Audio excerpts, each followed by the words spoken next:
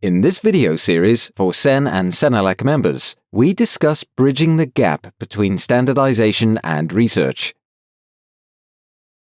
Welcome to Video 3. In order to improve your link to research, you'll want to be well organized. First, you need a strategy.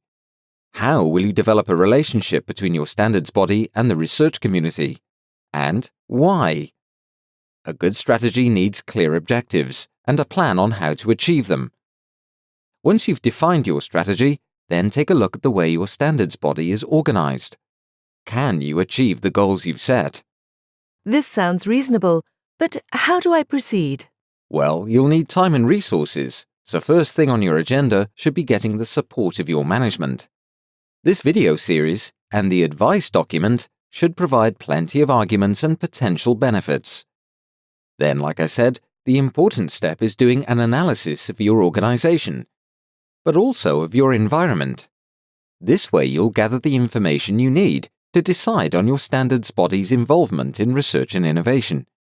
For example, by identifying potentially interesting research projects or creating a dedicated unit. Creating a dedicated unit? Would that really be necessary? Your strategy might call for staff that explicitly works with research and innovation. They should have well-defined responsibilities, as well as relevant skills and experience. Even part-time staff is a start. How can I afford this?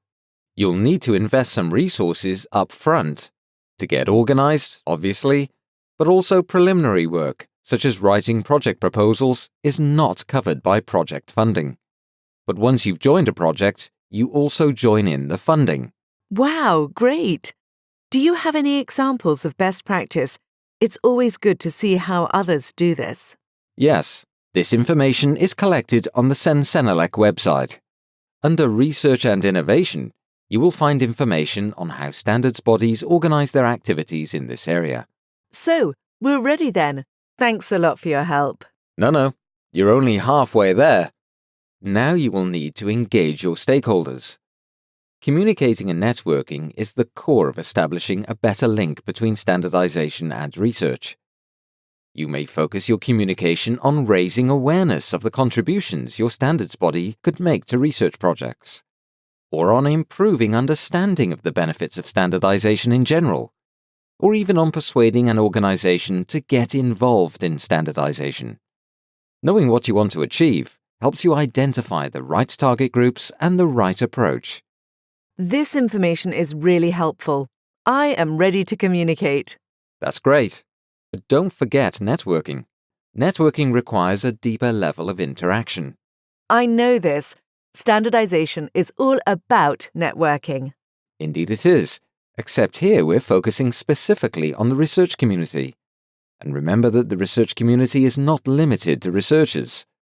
Policymakers and high-level management of companies should also be part of your network. You might start by contacting individual stakeholders. You may already know some of them, but you can also attend events and make new contacts, or even organize your own event. Find out to what extent they have already incorporated standardization in their research projects. Okay, so let me get this straight. First, we'll start on our strategy and we'll get our organization in order, right? Right. Then, we go and engage our stakeholders, right? I can see you've been paying attention. But before you start, I would really urge you to read the advice document. Will do. I really like the way we communicate.